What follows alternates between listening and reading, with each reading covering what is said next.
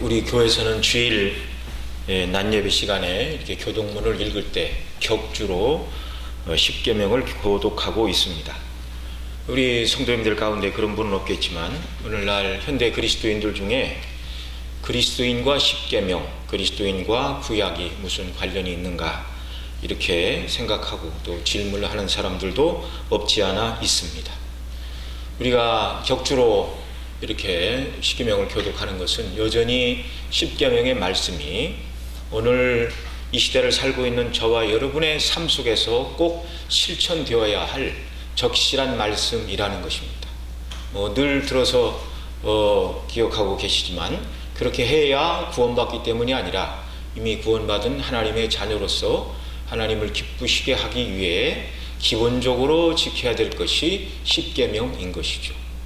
그 말씀대로 순종한다고 해서 그리스도인들이 해야 될 범위를 너무 많이 그냥 예를 들어서 요 정도 하면 되는데 이 범위를 너무 초월해서 정말 하나님 명하시지 않는 그런 대단한 것을 행하는 것이 아니고 그리스도인 모두가 정말 구원의 은혜에 합당하게 마땅히 해야 될 바로 그 일이 계명에 순종하는 것이라는 걸 우리가 기억해야 한다는 것입니다. 자, 같은 원리로 이 복음의 시대에 왜 율법과 구약을 설교하는가? 이미 복음으로 말미암아 율법과 구약은 용도 폐기된 것이 아닌가? 이렇게 질문하는 분들이 있습니다. 이런 말씀들은 복음으로 말미암아 구약이 완성된 것이 아닌가? 이런 말씀이 반절은 맞기도 하고 또 반절은 틀리기도 한 것이죠. 그리스도의 십자가의 죽으심과 부활하심으로 이루신 구속으로 인해 구약의 메시아 언약이 다 성취가 되었습니다. 그래서 율법 중에 어떤 부분들은 예수님의 죽으심과 부활하심으로 완전히 성취되어 더 이상 지킬 필요가 없는 부분이 있는 것이 사실입니다. 이를테면 구약의 제사 제도와 관련된 5대 제사, 번제, 소제, 화목제, 소제제, 속건제, 그리고 그 제사를 드리는 제사법이 다 다르고요. 또 그 제사마다 제물이 다르고요. 또 그 제사를 집행하는 제사장들 규례가 있고 제사를 드리던 성전에 번제단이 있고 1년에 한 번 대속죄일에 들어가 속죄소 위에 피를 뿌리며 제사를 드리던 대속죄일에 드리던 제사의 방식도 각각 다 다릅니다. 그러나 이런 제사와 관련된 모든 것들은 예수님의 죽으심과 부활하심으로 말미암아 완결되었습니다. 그래서 예수님의 부활 이후에 죽으심과 부활 이후에 어떤 사람이 하나님을 잘 섬긴다 그렇게 생각을 하면서 성전에 나가 제사를 드리면 이제 하나님께서는 그것을 기뻐 받으시지 않으십니다. 왜요? 그 모든 것은 예표였고 그 모든 예표가 정말 지시하고 있던 참 실제인 그리스도를 통한 구속이 완결되었기 때문에 그런 것입니다. 만일 예수님 믿는 사람 중에 나는 예수님 믿지만 초대교회 성도들 중에 여전히 우리 조상들이 했던 것처럼 성전에 나가 번제를 드리고 소제를 드리고 화목제를 드리고 범죄했을 때마다 속죄제와 속건제를 드리겠다 이렇게 말하는 사람이 있다면 이 사람은 예수님의 십자가의 대속의 피를 믿지 않는 것이고 멸시하는 것이고 능멸하는 것입니다. 오직 성전의 모든 제사 제도는 그리스도의 대속의 피를 예표하는 것뿐입니다. 그러니 예수님이 오신 이후에 성전에 나가는 그것은 불법한 일이 되는 것이죠. 자, 이렇게 예수님의 이루신 구속으로 말미암아 율법 중에 의식법, 제사법은 완결이 되었습니다. 그러나 율법 중에 도덕법, 특별히 십계명으로 대표되는 도덕법은 여전히 우리가 지켜야 할 법으로 하나님께서 우리에게 주셨습니다. 도덕법을 지킴으로 율법의 행위를 통한 구원이 아니라 구원받은 성도이기에 구원의 은혜에 감사하여 거룩하신 하나님 아버지의 자기 계시가 이를테면 십계명입니다. 내가 이렇게 거룩하니 너희도 하나님의 백성으로서 기본적으로 이런 삶을 살아야 된다라고 말씀하신 하나님의 백성의 삶이요 자녀의 삶이죠. 그러니 구원받은 자녀로서 하나님의 뜻에 순종하고 아버지 하나님을 기쁘시게 하기 위하여 계명에 순종해야 하는 것입니다. 오늘 우리가 공부하고 있는 형제 사랑도 마찬가지입니다. 형제 사랑을 실천해야 구원받기 때문이 아니라 이미 받은 구원, 그 구원에 합당한 삶이 바로 하나님께서 우리를 사랑하시는 것처럼 형제를 사랑하시는 거라고 사도를 통하여 성령께서 오늘 저와 여러분에게 말씀하고 계십니다. 우리는 다 죄로 인해 지옥의 형벌밖에 다른 것을 기대할 수 없는 죄인이었습니다. 하나님께서 그런 저와 여러분을 위해 그 아들을 위해 그 아들이 십자가에 죽기까지 내어주신 그 사랑으로 베푸신 구원으로 저와 여러분이 구원을 받은 것이죠. 하나님 앞에서 죄인임에도 불구하고 사랑을 입었습니다. 그래서 구원을 받아 저와 여러분의 신분이 변화가 되었죠. 마귀의 자녀에서 하나님의 자녀로, 지옥의 백성에서 천국의 유업을 후사로 이을 자들로, 이걸 생각할 때 여러분 그리스도인들은 마음이 뜨거워지고 기쁨이 넘치고 하나님의 사랑이 너무나 크고 영광스럽다고 말하며 찬송을 드려야 하는 것입니다. 날마다 이 기쁨으로 찬송하며 주께 영광 돌리는 저와 여러분 모두가 되실 줄 믿습니다. 예. 그러나 이 하나님의 사랑을 말한 다음에 하나님께서 우리를 사랑하신 이 사랑을 따라서 우리가 행해야 한다고 9절 10절에서는 하나님의 사랑을 말하고 11절에서는 우리 다시 한번 읽겠습니다. 오늘 11절만 같이 읽습니다. 시작. 사랑하는 자들아, 하나님이 이같이 우리를 사랑하셨은즉 우리도 서로 사랑하는 것이 마땅하도다. 마땅하도다. 9절 10절을 읽고서 하나님의 사랑은 너무나 크고 놀랍습니다. 감사합니다. 그렇게 말하고 11절 하나님이 우리를 사랑하신 같이 우리도 서로 사랑하는 것이 마땅하도다, 이 말씀을 읽으니까 조금 마음이 부담이 돼요. 어떻게 하나님 우리를 사랑하심처럼 내가 형제를 사랑할 수 있는가? 예, 자신이 없는데 이건 성경에서 좀 빼자. 만약에 누가 그렇게 생각을 한다면 영광스러운 복음을 훼손하는 행위입니다. 적절한 비유가 될 수는 없겠지만 세상에 어떤 비유를 아무리 논리적이고 철학적이고 문학을 잘하는 사람이 대단한 비유를 갖다 댄다 할지라도 하나님의 사랑과 하나님께서 우리를 향하여 뜻하신 바를 온전히 드러낼 만한 비유는 없습니다. 그걸 이해하시고 들으시기 바랍니다. 여러분, 미국에서 전투기 조종사를 양성하기 위하여 수많은 비용이 들어가죠. 일단 시설을 갖추어야 되고요. 그 시설을 운영하기 위한 인력이 있어야 되고 그들에게 월급도 줘야 되고 먹을 것도 줘야 되고 장비가 들어가고 각종 비행기, 그 넓은 터전, 말할 것도 없죠. 네이다 시설. 1년에 그렇게 해서 조종사를 훈련하는데 들어가는 총 예산을 훈련받는 사람의 숫자로 나누면 대략 전투기 조종사 한 사람 양성하는데 미국 돈으로 260만 달러, 우리나라 돈으로 30억 이상이 든답니다. 놀랍죠? 그런데 그 비행 훈련을 전투기 조종사가 되겠다고 받고 나서 어떤 사람이 나 이제 훈련 다 받았으니까 나 이제 전투기 안 탑니다. 민간 항공사에 취직해서 여객기 운행하며 힘들게 군생활 안 하고 봉급만 많이 받겠다, 그렇게 말한다면 어떻게 되겠습니까? 말이 되는 소리입니까? 말이 안 되는 소리입니까? 말도 안 되는 소리죠. 이보다 더 말이 안 되는 소리가 하나님의 사랑으로 구원을 받은 성도가 그 사랑을 따라 사는 것은 사양하겠다. 하나님의 놀라운 사랑으로 구원을 받았음에도 불구하고 하나님이 나를 사랑하신 거 감사하고 그 사랑을 나는 기쁘게 받겠지만 그러나 그 사랑을 따라 사는 것은 내 몫이 아니다. 누가 이렇게 말한다면 앞서 예를 들은 것보다 더 말이 안 되는 것입니다. 더 말이 안 되는 것입니다.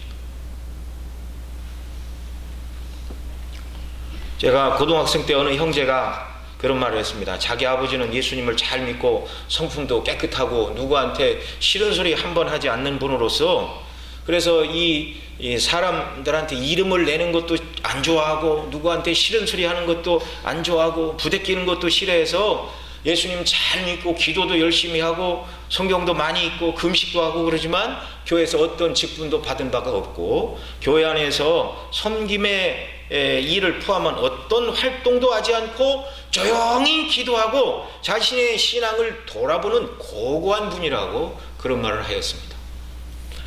여러분, 그게 자랑스러운 말입니까? 조금 성경의 교훈에 비춰볼 때 좀 부족한 표현 같습니까? 부족하지요. 이런 분은 모범적인 그리스도인이요, 우리가 닮아야 될 표상이라고 말해서는 안 되는 것입니다. 여러분, 물론 경우에 따라서 간절한 기도의 제목과 소원이 있어서 뭐 일주일이든 한 달이든 이렇게 기도원에 올라가서 이렇게 집이나 직장과 인연을 딱 끊고 열심히 기도하고 성경 읽고 좋은 책도 읽고 하나님께 집중하고 하나님을 알아가는 그런 시간이 필요합니다. 그런데 평생 그 일만 하는 것은 성경의 가르침과는 다른 모습이라는 것이죠. 그것 자체로 잘못된 것은 아니지만 그것만 추구하고 그 단계에 머물러 있으면서 하나님 말씀에 실제적으로 순종하는 것. 예. 여러분, 어떤 분이 그런 얘기를 하더라고요. 천주교 신부님들과 이 개신교 목사님들 중에 누가 더 많이 성화가 되었겠는가? 뭐 사람마다 다르겠죠. 그러나 가정 없이 혼자 그냥 자기 자신이 신앙생활 하는 것보다 가정 안에서 자녀를 키우고 또 이렇게 여러 가지 문제에 부대끼면서 그런 환경 속에서 하나님 말씀대로 순종하며 살려고 애쓰는 것이 훨씬 더 어려운 일임을 여러분 기억하시기 바랍니다.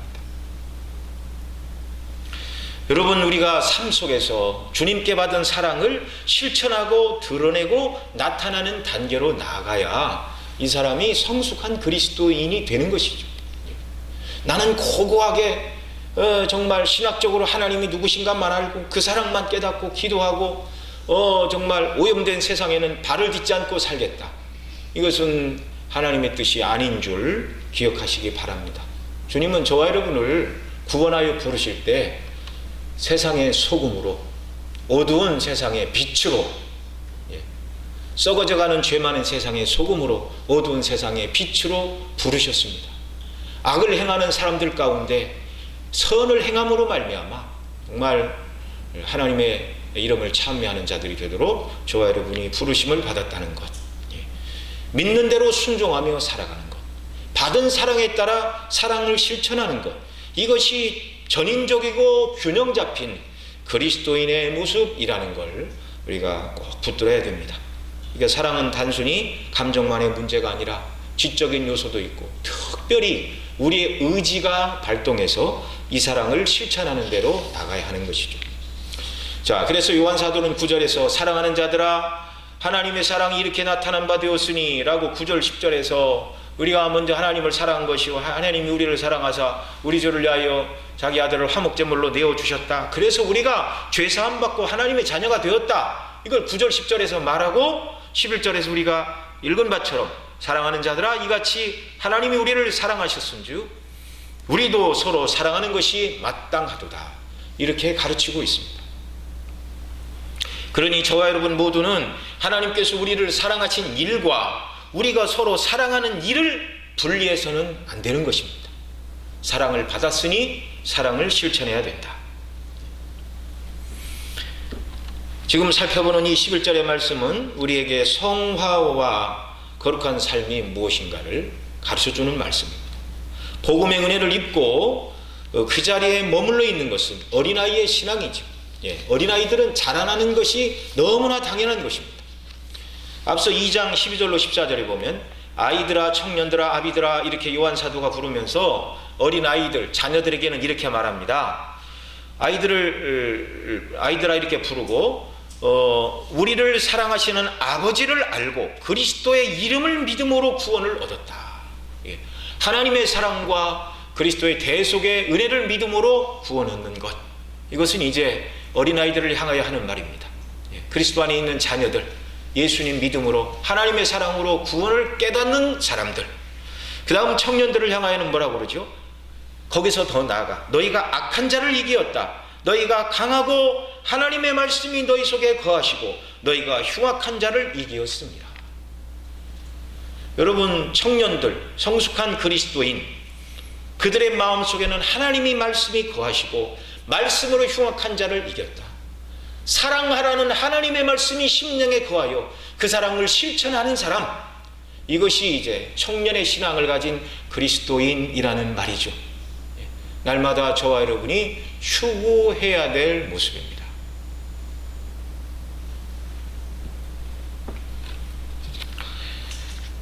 예수님 믿을 뿐만 아니라 우리는 영적으로 성장하여 하나님 말씀으로 흉악한 자, 곧 사단과 싸워 영적인 싸움에서 이겨야 되고, 사랑하라는 말씀을 붙들고 온전히 그 사랑을 실천하는 자리로 나아가 하나님의 뜻을 이루는 사람, 하나님이 계획하시고 의도하신 그리스도인, 예수님의 피로 값지고 우리를 사내실 때의 목적은 그저 예수님 믿고 지옥만 겨우 면하는 사람이 아니라 하나님께서 베푸신 사랑을 따라 실천하는 이런 사람 만드시기를 기뻐하셨다는 것입니다.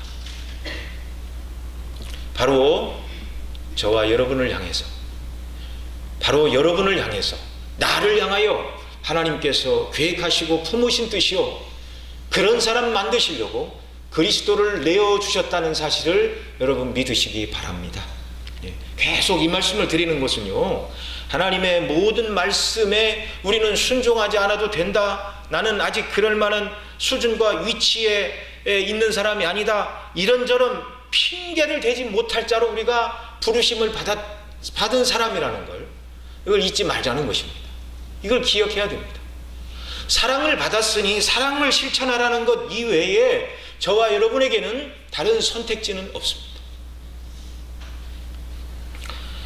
요한만 이것을 가르친 것이 아니죠. 이 사랑을 깨달은 사도 바울의 고백을 들어보시기 바랍니다. 고린도후서 5장 14절 15절, 그리스도의 사랑이 우리를 강권하시는도다. 우리가 생각한데 한 사람이 모든 사람을 대신하여 죽었은즉 모든 사람이 죽은 것이라. 저가 모든 사람을 대신하여 죽으심은 산자들로 하여금 다시는 저희 자신을 위하여 살지 않고 오직 저희를 대신하여 죽었다가 다시 사신 자를 위하여 살게 하려 함이니라.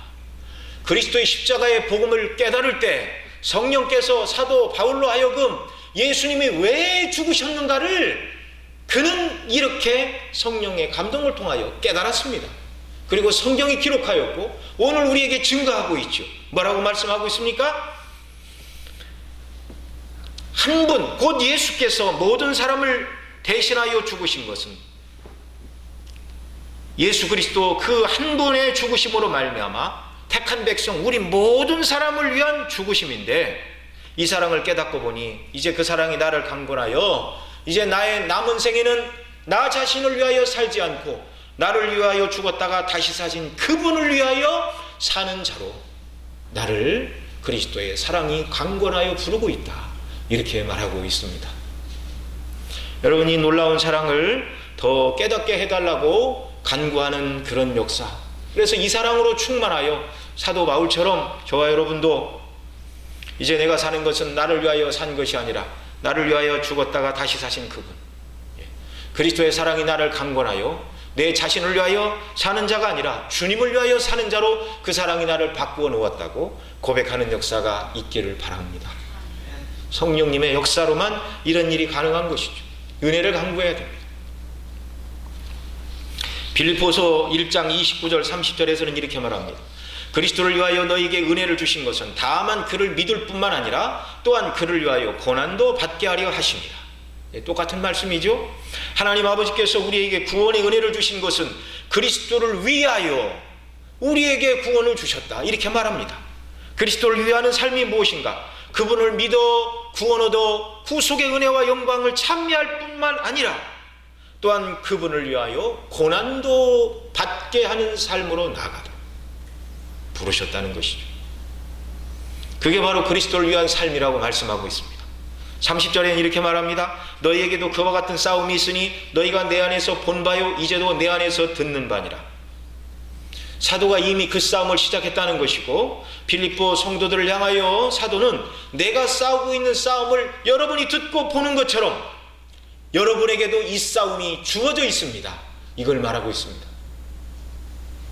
이 빌립보서는요, 빌립보 교회 목사님과 장로님들에게만 향하여 하시는 말씀이 아니고 빌립보 교회 모든 성도님들, 글씨를 모르는 분들, 또 당시는 노예 제도가 있었죠. 남의 집에서 노예로, 종으로, 글씨도 모르고 참 열심히 일해도 모든 소유가 주인의 것이고, 당시 주인들 중에 악한 사람들은 그 종들의 목숨을 빼앗는 것으로 우습게 여기는 그런 시대, 정말 그 시대 종으로 태어난 사람이 있다면 나는 저주받은 자구나 라고 참 원망하며 불평도 많이 할 사람인데, 그런 자들을 향하여 그런 삶의 환경에 억압되지 말고 주님을 향하여 부르신 부르심의 삶을 바라보고 그 삶에 순종하는 자리로 나아가라고 말씀하고 있습니다. 여러분, 이런 말씀들을 우리가 들으면 우리가 현재 당하고 있는 인생의 난제와 어려움과 또 누구나 풀어야 될 인생의 수많은 숙제에도 불구하고 그것 세상에 속한 문제 해결하는 것이 저와 여러분을 향하신 일차적인 하나님의 뜻이 아니라, 그럼에도 불구하고 하나님께 받은 놀라운 사랑을 실천하고 그리스도의 복음의 영광을 위하여 살아가는 자로 저와 여러분을 부르셨다는 이 분명한 사실을 기억하시기 바랍니다. 지금의 문제는 해결되면 또 다른 문제가 오고요, 문제에 씨름하다 보면 어느덧 주님 나라 들어갈 때가 올 것입니다. 본질적인 문제를 가지고 우리가 씨름을 해야 되죠. 성경이 가르치는 참 그리스도인, 내가 기도하여 복을 받고 은사를 받았다, 늘 하나님이 내게 주신 축복을 인하여 감사하다, 받은 복과 은혜로 만족하는 사람이 아니라 받은 바 은혜에 보답하는 사람, 받은 사랑을 따라서 그 사랑을 실천하는 사람, 이 사람이 참 그리스도인이라는 말입니다. 받은 은혜에 비추어 그 사랑과 그 은혜에 보답하는 삶을 살지 않는다면 믿음과 은혜에 반하는 삶입니다. 반대되는 삶입니다. 사도 바울은 고린도전서 6장 19절 이하에서 이렇게 말합니다. 너희는 너희 것이 아니라 값으로 산 것이 되었으니 그런즉 너희 몸으로 하나님께 영광을 돌리라. 다른 어떤 핑계를 댈 수가 없습니다. 오늘 우리가 읽고 있는 요한일서 4장 7절로 4장 마지막 절인 21절까지는 계속 이 형제 사랑에 대해서 가르쳐 주시는 말씀인데요, 여러분, 때로 우리는 이 형제 사랑은요, 여러 번 말씀을 드렸지만 나를 알아주고 나와 비슷하고 나에게 잘해주고 나에게 친절한 사람을, 그런 사람만 사랑하라는 것이 아닙니다. 나에게 잘해주는 사람을 사랑하는 것은 누구나 할 수 있습니다. 누구나 할 수 있습니다. 여기서 말하는 형제 사랑은요, 예수님 안에 있지만 나와 좀 생각이 다르고 또 나를 귀찮게 하고 난처하게 하고 때로는 나를 화나게 하고 상황을 어렵게 만드는 사람을 만날 때라도 어떻게 대해야 되는가? 사랑으로 대해야 된다. 그럴 때 우리는 어떻게 처신해야 되는가? 하나님이 우리를 이같이 사랑하셨은즉 우리도 사랑하는 것이 마땅하도다. 그런 일을 만났을 때, 정말 나를 힘들게 하는 사람을 만났을 때 내 감정과 생각을 따라 즉시 말하고 행동하는 사람이 아니라 하나님께서 베풀어 주신 그 은혜의 원리를 다시금 생각하고 그 은혜의 원리에 비추어 내가 무슨 일을 해야 되는가? 서로 사랑하는 것이 마땅하다 가르쳐주고 있죠. 이 마땅하다, 그 말은 해야 될 범위를 넘어서서 하는 일은 아니라는 것입니다. 마땅히 해야 될 범위 내에 있는 일이라는 것입니다. 그러니 우리가 참 얼마나 연약한가를 알게 되죠. 그러면 저와 여러분은 어떻게 하면 하나님께서 우리에게 베푸신 사랑을 따라 마땅한 삶, 형제가 나를 힘들게 하고 괴롭게 하는 때라도 조차 사랑을 실천하는 이 삶을 살아갈 수가 있겠습니까? 첫째로, 사랑의 감정이 생기기를 기다리지 말고, 여러분, 사랑은 감정의 문제가 아닙니다. 내 자신이 다른 사람을 의지적으로 사랑해야 한다는 것을 1차적으로 기억해야 됩니다. 나에게 형제를 사랑하는 마음이 생길 때까지 가만히 있어서는 안 되고, 내가 형제를 사랑하는 마음이 없고, 때로는 형제가 내가 잘못해서 어려움을 받기도 하지만 나는 아무런 잘못도 하지 않았는데 형제의 잘못이나 형제의 오해로 나를 미워하거나 또는 어려움이 올 때가 있을 수도 있죠. 그런 상황이라 할지라도 주님께서 나에게 베푸신 사랑과 은혜의 원리에 비추어 볼 때 내가 옛사람의 원리 본성으로 저 사람에게 되갚아 주려는 마음을 갖지 말고 그리스도께서 우리를 사랑하신 이 사랑을 가지고 내가 의지적으로 사랑해야 되는 사람이라는 것을 1차적으로 기억하고 그런 사람임을 우리 자신이 인식해야 됩니다. 여기서부터 출발해야 됩니다. 아무리 당황스럽고 화가 나고 적대감을 느끼는 때조차라도 내가 먼저 할 일은 이 사실을 나에게 기억시키고 내 자신에게 이 말씀을 적용시키는 것입니다. 여러분, 사랑하라는 이 말씀은요, 영적인 전투입니다. 사도 바울은 나는 날마다 죽노라 그렇게 고백했습니다. 우리는 항상 나를 대적하여 화나게 하는 사람에 대하여 미워하고 싸우고 원수 갚고자 하는 옛사람의 본성과 소욕에 대하여 죽어야 하고 하나님께서 내게 베풀어 주신 사랑을 따라 실천해야 하는 새로운 피조물임을 적용해야 됩니다. 날마다 우리 옛사람에게 속한 것은 죽어야 됩니다. 내가 받은 미움과 시기와 질투와 원망을 받은 대로 되갚아 주고자 하는 마음이 들 때마다 9절 10절 말씀을 기억해야 됩니다. 하나님의 사랑이 우리에게 이렇게 나타난 바 되었으니 하나님이 자기의 독생자를 세상에 보내심은 저로 말미암아 우리를 살리려 하십니다. 사랑은 여기 있으니 우리가 하나님을 사랑한 것이 아니요 오직 하나님이 우리를 사랑하사 우리 죄를 위하여 화목제로 그 아들을 보내셨음이니라. 화목제물이 되어 우리를 위하여 자신을 온전히 번제물과 같이 번제물은 완전히 태워서 드렸죠. 완전히 죽이고 모든 관절을 꺾고 내장까지 다 태워드리는 것이 번제인데 우리 죄를 위한 완전한 화목의 제물로 주님이 철저히 죽임을 당하시고 죄값을 치러주셨습니다. 미워하고 원수 갚고자 하는 우리 옛사람의 본성이 모든 문제의 근원이죠. 이 옛 본성은 자기중심적입니다. 우주가 자기중심으로 돌아가기를 바라는 이 이기적인 마음 누구에게나 있습니다. 누구에게나. 자기 만족을 추구하는 이기심과 자기중심적인 이 사고에서 우리가 벗어나야 됩니다. 사도 바울은 오라 나는 권고한 사람이라 누가 나를 이 사망의 몸에서 건져내랴. 하나님의 뜻대로 순종하고 싶었지만 그렇게 할 수 없는 우리. 이 고백은 성령님의 역사로 자신이 하나님 앞에서 죄인이며 연약한 자임을 고백하는 모든 사람의 고백이어야 하는데요, 저와 여러분도 이렇게 한탄해야 됩니다. 사랑해야 되는데 그렇게 하지 못할 때 하나님 아버지 제게 은혜를 주십시오. 성령님 도와주십시오. 마음은 원이로 돼 육신으로는 할 수가 없습니다.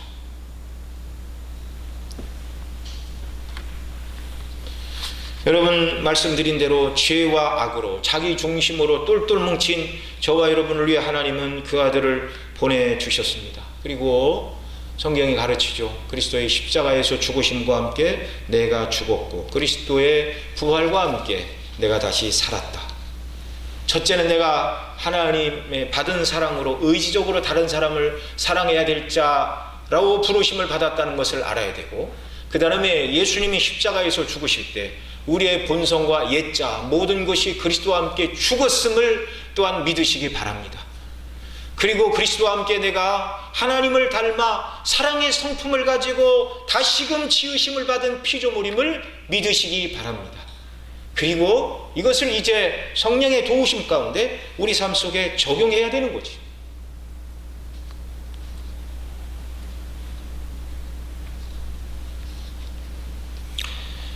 이런 사랑을 한량없이 하나님께서 나에게 베푸셨고, 그래서 내가 사랑을 받아 하나님의 자녀가 되었고 하나님을 닮은 사랑의 성품을 소유한 자로서 이제 나는 이 사랑으로 살아야 한다는 것을 내 자신에게 적용하며 성령의 도우심을 구해야 됩니다.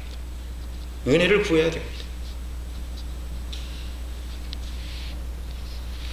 여러분, 예수님 밖에서 우리가 얼마나 악한 사람이었죠. 사람은 누구라도 자신이 어떤 사람인지를 실제로 깨닫기만 한다면 누군가가 나를 향하여 악평을 하고 모욕을 하고 나쁜 점을 말한다 할지라도 내 자신이 어떤 사람인가를 온전히 깨달으면 당신이 하는 모든 말은 다 맞습니다. 그런데 당신이 알지 못하는 허물과 죄와 악이 나에게는 더 많이 있습니다. 이렇게 고백하지 않을 수가 없는 것입니다. 남들은 모르는 수많은 악과 허물, 내 죄가 너무나 많다는 것을 내 자신을 속일 수가 없고, 또 남들은 속일 수 있고 남들은 모르고 드러나지 않은 이 죄와 허물, 그러나 불꽃 같은 눈으로 저와 여러분 모두를 살피시는 하나님 앞에서는 아무것도 숨길 것이 없는 사람. 그러니 예수님 밖에서 우리 각자 그렇게 생각해야 됩니다. 나는 세상의 그 어떤 사람보다 나는 가장 나쁜 사람이고 하나님 앞에서 나는 가장 큰 죄인이다. 은혜 받은 그리스도인 모두는 다 그렇게 말해야 됩니다. 다른 사람을 향하여 저 사람은 나보다 더 죄인이야, 그렇게 적용하는 것은 은혜 받은 사람의 자세가 아닙니다. 각각 하나님 앞에서 자기 연약과 허물을 깨닫는다면 누가 나한테 무슨 소리를 한다 할지라도 그것보다 사실은 나는 더 큰 죄인입니다. 하나님의 은혜로 죄사함을 받았습니다. 본질적으로 나를 새롭게 하셨습니다. 미움을 받고 사랑을 실천할 수 있는 사람으로 만들어 주셨습니다. 그 사랑이 나에게 부어져 내가 하나님의 자녀가 되었기 때문입니다. 이 사실을 우리 자신에게 적용하는 역사가 있기를 바랍니다. 철저한 나의 죄인됨을 바라봐야 되고, 이런 나를 사랑하사 그 아들의 피로 죄를 씻고 자녀 삼아주신 이 놀라운 하나님의 사랑을 기억하며 11절에 있는 말씀, 하나님이 이같이 우리를 사랑하셨은즉 우리도 서로 사랑하는 것이 마땅하도다. 이 말씀을 내 자신에게 말해야 되고 적용해야 합니다. 여러분, 또 우리가 연약한 사람들을 볼 때마다 내가 허물이 비교적 적음에도 불구하고 나의 적은 허물에 대해 너무나 큰 원망과 그런 질타와 그런 연약에 빠져서 그렇게 하는 형제가 있을 수 있죠. 그런 형제를 볼 때 불쌍히 여기는 마음을 달라고 여러분 기도해야 됩니다. 왜냐하면 그 형제가 지금 죄와 죄의 원리에 사로잡혔고 사단의 원리에 흔들리는 사람이 되었기 때문에 그 사람 자체가 사단은 아니지만 사단의 시험에 들려있는 영적으로 병든 사람이라는 것을 우리가 봐야 됩니다. 그래서 그 사람과 그 사람이 해가고 있는 죄를 우리가 분리해서 보는 이런 일이 있어야 된다는 것이죠. 여러분, 만일 어떤 사람이 이렇게 종기가 나서 상처가 붓고 뻘겋게 부풀어 오르고 누르면 고름이 나오고 진물이 흐르는 사람을 보고 있다면, 누가 상처가 나서 막 고통하고 진물이 흐르고 피를 흘리고 있다면 그것 자체로 그 사람을 미워할 요소가 됩니까? 안 됩니까? 그것 자체로 미워할 요소가 아니죠. 빨리 치료를 받아야 될 불쌍한 사람입니다. 병원에 데리고 가야 되고 그 사람이 갈 수 없다면, 그 사람에게 필요한 약품이 내게 있다면 불쌍히 여기고 도와줘야 하는 것이 마땅한 것이죠. 우리가 그런 사람을 볼 때 하나님, 저 형제를 불쌍히 여기는 마음을 주옵소서. 죄에 사로잡혔고 사단에 사로잡혀 하나님의 사랑을 따라 행하지 못하는 연약한 처지에 있으니 긍휼히 여겨달라고 위해서 기도하는 일이 우리에게 있어야 하는 것이죠. 나를 힘들게 하는 사람을 그렇게 객관적인 눈으로 바라볼 수 있을 때 비로소 사랑이 시작되는 것입니다. 하나님께서 보신 사랑을 가지고 나아갈 때 사랑을 행할 수가 있는 것이고, 새로운 피조물로 만드셨다는 이 원리를 붙들고 나아갈 때 나를 괴롭게 하는 사람에게도 그리스도의 사랑으로 찾아갈 수 있는 것이죠.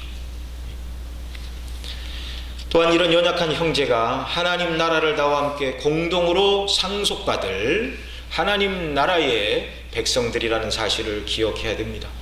여러분, 저와 여러분은 이 땅에서만 얼굴을 보고 말 사람들이 아님을 믿으시기 바랍니다. 하나님 나라 가서 영원토록 함께 얼굴을 보고 생활하게 될 것인데요, 별것도 아닌 문제 가지고 이 땅에서 다투고 질시하고 미워하고 원망하고 좀 하나님 나라에서 그때를 만나면 다 회복은 되겠지만, 이걸 생각하고 하나님 나라에 가서 이 땅에 있었던 기억을 우리가 다 잊을 수가 있을까요? 그러지 않을 것입니다. 지옥에 간 사람들은 지옥 형벌을 받으며 이 땅에서 자기가 얼마나 하나님을 거스리고 악을 행했는가를 생각하며 마땅한 형벌받아 마땅한 죄인이다라는 생각을 하면서도 지옥의 고통이 너무나 심하여 이를 갈며 슬피 울며 그럼에도 불구하고 죄인에게 원망하는 자리에 지옥에 간 사람들은 영원히 있을 것이죠. 천국에서 저와 여러분은 날마다 하나님의 뜻대로 순종한 이런 기억들만을 가지고 하나님께 영광을 돌리는 이런 역사들이 정말 우리에게 있기를 바랍니다. 여러분, 이 사랑하라는 말씀은요, 예수님이 마태복음 18장에서 1만 달란트 빚진 사람의 비유를 말씀해 주셨죠. 그 말씀의 적용입니다. 1만 달란트 빚진 자, 갚을 길이 없는 돈이었습니다. 하루에 열심히 일해야 한 데나리온, 1만 달란트는 6천, 한 달란트가 1만 달란트, 그러니까 한 달란트가 6천 데나리온이라고 그러니까 곱하기 1만을 하면 그 금액이 한 수천 년, 수만 년 이상 사람이 노동을 해야 벌 수 있는 금액입니다. 그러니까 그 말은 1만 달란트 빚졌다, 그 말은 사람이 갚을 수 있는 금액이 아니라는 것입니다. 여러분, 저와 여러분의 죄값을 우리가 어떻게 치를 수 있습니까? 그 1만 달란트가 바로 그 1만 달란트 빚진 것으로 인하여 영원토록 지옥 형벌을 받아야 되는데 은혜로 사하심을 받았습니다. 1만 달란트 빚을 탕감받은 사람은 자기 동관이 진 100데나리온의 빚을 마땅히 용서해 주어야 하죠. 그 비유는 이렇게 끝을 맺습니다. 너희가 각각 중심으로 형제를 용서하지 아니하면 내 천부께서도 너희에게 이와 같이 하시리라. 주기도문에서 우리 주님은 우리가 우리에게 죄 지은 자를 사하여 준 것 같이 우리 죄를 사하여 주옵소서라고 기도하라고 가르쳐 주셨습니다. 우리가 우리에게 죄 지은 형제를 용서해야 하는 이유, 하나님 앞에서 우리의 죄는 너무 커서 평생 일해도 갚을 길 없는 1만 달란트 빚진 자였는데, 어떤 형제가 나에게 아무리 큰 악을 행했다 할지라도 주님이 이 비유에서 말씀하신 100데나리온에 불과하다는 것을 여러분 믿으시기 바랍니다. 그런 1만 달란트 빚을 탕감받은 사람이라면 마땅히 형제의 100데나리온을 용서해야 하는 것이죠. 여기 오늘 우리가 읽은 사랑하는 자들아 하나님이 이같이 우리를 사랑하셨은즉 우리도 서로 사랑하는 것이 마땅하도다, 이 말은 나를 사랑해주고 나에게 잘해주고 나를 이해해주는 사람에게 사랑으로 되갚아주라는 것을 말하는 것이 아닙니다. 이건 죄인들도 악한 사람들도 누구나 하는 일입니다. 여기 이 말씀은 나를 힘들게 하고 고통스럽게 하고 정말 내가 받은 대로 갚아주고 싶은 그런 정말 억울한 일을 당했다 싶을 때라도 하나님께서 죄인인 우리에게 베푸신 이 사랑과 은혜의 원리를 가지고 그들을 위해서 기도해야 되고, 내가 그런 사람으로 지어졌음을 기억하고 이 사랑을 실천해야 한다는 것입니다. 여러분, 이 11절은요 9절 10절과 연관되어 있죠. 아까도 우리가 10절 읽었지만 우리 죄를 위하여 화목제로 그 아들을 보내셨음이라. 사랑하는 자들아 하나님이 이같이 우리를 사랑하셨은즉 그 아들을 화목제로 보내셨은즉 우리 주님이 화목제물이 되어 우리 죄를 담당하셨은즉 우리도 서로 사랑하는 것이 마땅하도다. 이게 어떻게 읽으면은요, 주님의 화목제물로 우리를 위하여 자기 몸을 내어주듯이 우리 형제의 연약과 허물을 위해서 우리가 다른 사람을 위해 우리 생명도 내어주어야 한다라고 이 말씀을 읽으면 너무 지나친 적용입니까? 그렇지 않습니다. 이 하나님의 놀라운 사랑 가운데 그렇게 행하는 사람들이 교회사 속에 있었죠. 여러분, 우리가 다른 사람을 사랑한다고 해도 하나님 아버지께서 아들을 내어주신 것처럼 다른 사람을 구원하기 위하여 우리 자녀들을 희생해야 될 일은 거의 없다고 봐야 됩니다. 주님이 자기 몸을 내어주신 것처럼 우리가 다른 사람을 위해 내 목숨을 내어줄 만큼 사랑해야 하는 그런 경우를 만나는 것도 거의 없다고 봐야 됩니다. 또 지금은 순교의 시대도 아니라 주님을 위하여 목숨을 내놓는 일도 흔하지 않은 시대인데 형제를 위하여 내 목숨을 내놓는 일이 어찌 그렇게 흔한 일이겠습니까? 우리가 할 수 있는 형제 사랑은 겨우 나를 오해하고 나를 용납하지 못하고 미워하고 질시하고 이런 형제를 위해서 기도하고 그들의 연약과 허물을 위해 하나님께서 긍휼을 베풀어 주시기를 위하여 기도하고 형제가 잘 되기를 진시로 바라는 것. 겨우 저와 여러분이 할 수 있는 사랑의 범위가 이 정도입니다. 먼저 찾아가 따뜻한 사랑의 말로 화해와 용서를 청하고, 나를 알아주고 잘해주는 사람만 아니라 성가시게 하는 모든 사람에게도 그렇게 해야 하는 것이죠. 하나님이 이같이 우리를 사랑하셨은즉 우리가 서로 사랑하는 것이 마땅하도다. 기도하시겠습니다. 아버지 하나님, 아버지께서 아들을 통하여 우리를 사랑하신 그 놀라운 대속의 은혜와 사랑 온전히 깨닫도록 성령 하나님 역사하여 주시고, 그 사랑이 날마다 우리를 감동하여 사도 바울처럼 그리스도의 사랑이 나를 강권하시는도다. 그래서 내가 나를 사랑하신 주님을 위하여, 주님의 복음을 위하여, 주님이 사랑하라 명하신 말씀대로 순종하기 위하여 나의 달려갈 길과 영적인 싸움을 싸운다고 고백한 것처럼, 오늘 우리도 요한 사도가 가르쳐준 것처럼 하나님 우리를 사랑하셨으니 우리가 서로 사랑하는 것이 마땅하다는 것을 온전히 깨닫고, 그런 사랑으로 지으심을 받은 것을 우리가 온전히 정말 우리 삶 속에 적용하고 성령의 도우심과 은혜 가운데 이런 모습을 드러내는 저희들이 되게 하여 주시옵소서. 그래서 이 모습으로 말미암아 우리가 하나님의 자녀인 것을 드러내고 주께 영광을 돌리게 하여 주옵소서. 우리 구주 예수님의 이름으로 기도드리옵나이다. 아멘.